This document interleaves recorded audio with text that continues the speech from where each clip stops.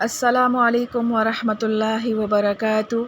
رب اشرح لی صدری ویسر لی امری واحلل عقدۃ من لسانی یفقہوا قولی۔ اعوذ باللہ من الشیطان الرجیم، بسم اللہ الرحمن الرحیم۔ ولا يحسبن الذین یبخلون بما آتاہم اللہ من فضلہ، اور نہ خیال کریں وہ لوگ جو بخل کرتے ہیں اس چیز پر جو اللہ نے ان کو دی ہے اپنے فضل سے۔ ہوا خیر لہم، کہ یہ بخل بہتر ہے ان کے حق میں، بل ہوا شر لہم، بلکہ یہ بہت برا ہے ان کے حق میں۔ سیطوقون ما بخلوا بہ یوم القیامۃ، توق بنا کر ڈالا جائے گا ان کے گھلوں میں وہ مال جس میں بخل کیا تھا قیامت کے دن۔ وَلِلَّهِ مِيرَاثُ السَّمَاوَاتِ وَالْأَرْضِ، اور اللہ وارث ہے آسمان اور زمین کا۔ وَاللَّهُ بِمَا تَعْمَلُونَ خَبِيرٌ، اور اللہ جو تم کرتے ہو سو جانتا ہے۔ لَقَدْ سَمِعَ اللَّهُ قَوْلَ الَّذِينَ، بے شک اللہ نے سنی ان کی بات، قَالُوا إِنَّ اللَّهَ فَقِيرٌ وَنَحْنُ أَغْنِيَاءُ، جنہوں نے کہا اللہ فقیر ہے اور ہم مالدار۔ سَنَكْتُبُ مَا قَالُوا وَقَتْلَهُمُ الْأَنْبِيَاءَ بِغَيْرِ حَقٍّ، اب لکھ رکھیں گے ہم ان کی بات اور جو خون کیے ہیں انہوں نے انبیاء کے ناحق۔ وَنَقُولُ ذُوقُوا عَذَابَ الْحَرِيقِ، اور ہم کہیں گے کہ چکھو عذاب جلتی آگ کا۔ ذَلِكَ بِمَا قَدَّمَتْ أَيْدِيكُمْ وَأَنَّ اللَّهَ لَيْسَ بِظَلَّامٍ لِّلْعَبِيدِ، یہ بدلہ اس کا ہے جو تم نے اپنے ہاتھوں آگے بھیجا، اور اللہ ظلم نہیں کرتا بندوں پر۔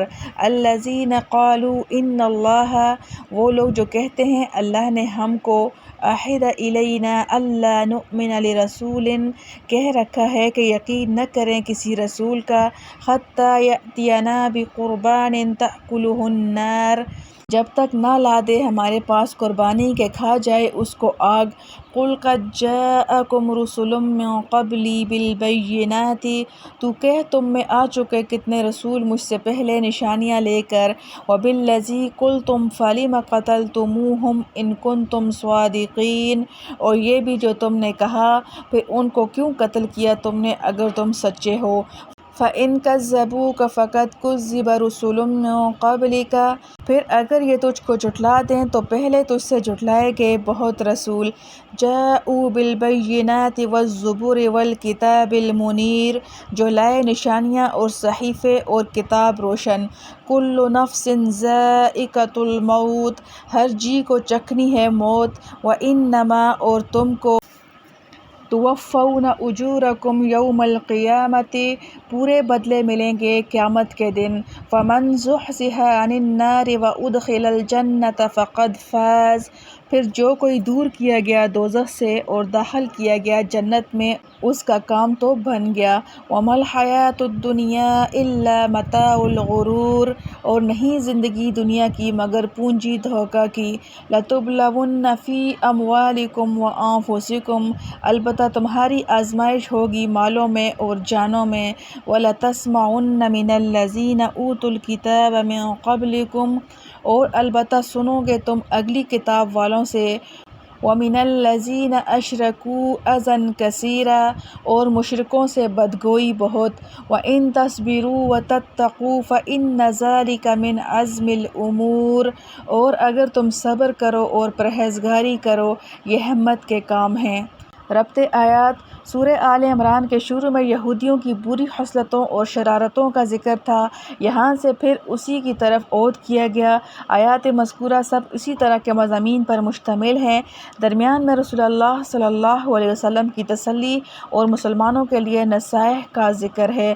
خلاصہ تفسیر: اور ہرگز نہ خیال کریں ایسے لوگ جو ضروری مواقع میں ایسی چیز کے خرچ کرنے میں بخل کرتے ہیں جو اللہ تعالیٰ نے ان کو اپنے فضل سے دی ہے، کہ یہ بات ان کے لیے کچھ اچھی ہوگی، ہرگز نہیں، بلکہ یہ بات ان کے لیے بہت ہی بری ہے، کیونکہ انجام اس کا یہ ہوگا کہ وہ لوگ قیامت کے روز طوق پہنائے جائیں گے اس مال کا سام بنا کر جس میں انہوں نے بخل کیا تھا، اور بخل کرنا یوں بھی حماقت ہے کہ آخر میں جب سب مر جائیں گے، سب آسمان و زمین اور جو کائنات اس کے اندر ہیں سب اللہ ہی کا رہ جاوے گا، لیکن اس وقت یہ مال اللہ کے لیے ہو جانے سے تمہیں کوئی ثواب نہیں ملے گا، کیونکہ تم نے اپنے اختیار سے نہیں دیے، اور جب انجام کار سب اللہ ہی کا ہونا ہے تو عقل کی بات یہ ہے کہ ابھی اپنے اختیار سے دے دو تاکہ ثواب کے مستحق بنو، اور اللہ تمہارے سب اعمال کی پوری خبر رکھتے ہیں، اس لیے جو کچھ خرچ کرو اخلاص کے ساتھ اللہ کے لیے کرو۔ بے شک اللہ نے سن لیا ہے ان گستاخ لوگوں کا قول جنہوں نے استہزاءً یوں کہا کہ نعوذ باللہ اللہ تعالیٰ مفلس ہے اور ہم مالدار ہیں، اور صرف اس سننے پر اکتفا نہیں کیا جائے گا بلکہ ہم ان کے کہے ہوئے کو ان کے نامہ اعمال میں لکھ کر رہیں گے، اور اسی طرح ان کا انبیاء علیہم السلام کو ناحق قتل کرنا بھی ان کے نامہ اعمال میں لکھا جائے گا، اور ہم ان پر سزا جاری کرنے کے وقت جتلانے کے لیے کہیں گے کہ لو چکھو آگ کا عذاب، اور ان کو روحانی رنج دینے کے لیے اس وقت یہ بھی کہا جائے گا کہ یہ عذاب ان اعمال کفریہ کی وجہ سے ہے جو تم نے اپنے ہاتھوں سے سمیٹے ہیں، اور یہ امر ثابت ہی ہے کہ اللہ تعالیٰ بندوں پر ظلم کرنے والے نہیں۔ وہ یہود ایسے لوگ ہیں کہ بالکل جھوٹ تراش کر کہتے ہیں کہ اللہ تعالیٰ نے ہم کو بواسطہ انبیاء سابقین حکم فرمایا تھا کہ ہم کسی پیغمبری کے مدعی پر اعتقاد ان کے پیغمبر ہونے کا نہ لاویں جب تک ہمارے سامنے معجزہ خاص نظر و نیاز خداوندی کا ظاہر نہ کرے کہ اس کو آسمانی آگ کھا جائے۔ پہلے انبیاء علیہم السلام کا یہ معجزہ ہوا ہے کہ کوئی چیز جاندار یا بے جان اللہ کے نام کی نکال کر کسی میدان یا پہاڑ پر رکھ دی، غیب سے ایک آگ نمودار ہوئی اور اس چیز کو جلا دیا۔ یہ علامت قبول صدقات کی ہوتی تھی، مطلب یہ کہ آپ نے یہ خاص معجزہ ظاہر نہیں فرمایا اس لیے ہم آپ پر ایمان نہیں لاتے۔ حق تعالیٰ اس کا جواب تعلیم فرماتے ہیں کہ آپ فرما دیجئے کہ بالیقین بہت سے پیغمبر مجھ سے پہلے بہت سے دلائل معجزات وغیرہ لے کر آئے، اور خود یہ معجزہ بھی جس کو تم کہہ رہے ہو سو تم نے ان کو کیوں قتل کیا تھا؟